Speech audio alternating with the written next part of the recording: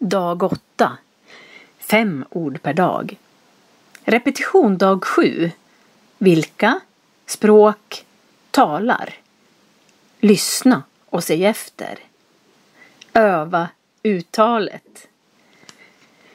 Arabiska, arabiska, bara, bara, franska, franska, också, också, okej, okej.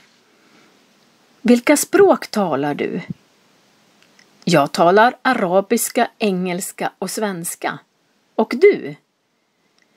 Jag talar arabiska, engelska och svenska. Och du? Jag talar bara svenska. Jag talar bara svenska.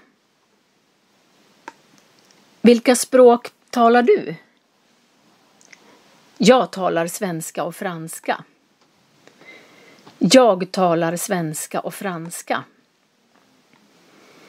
Jag talar också svenska och franska. Jag talar också svenska och franska. Du kan lära dig 800 ord på 160 dagar med 5 ord per dag. A1-nivån i språk är 800 ord. Prenumerera och lär dig svenska varje dag.